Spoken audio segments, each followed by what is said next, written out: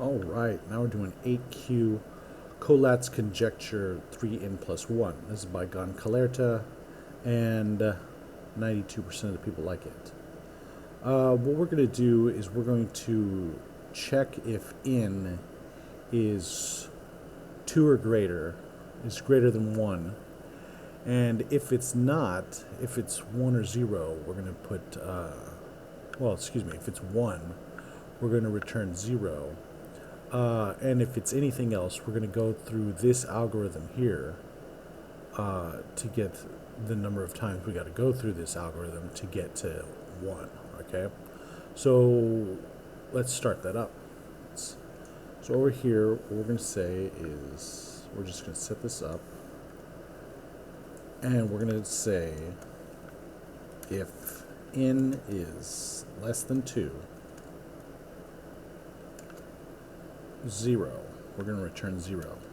And if not, now we're going to have to do some recursion.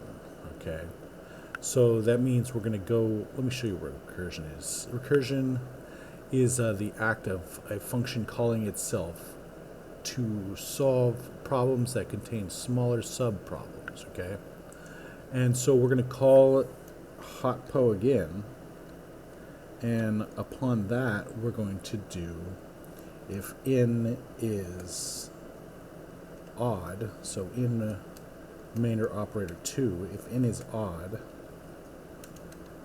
we're going to say 3 times n plus 1. And if it's even, we're going to say n divided by 2. So if n divided by 2 gives us a remainder, clearly it's going to be odd.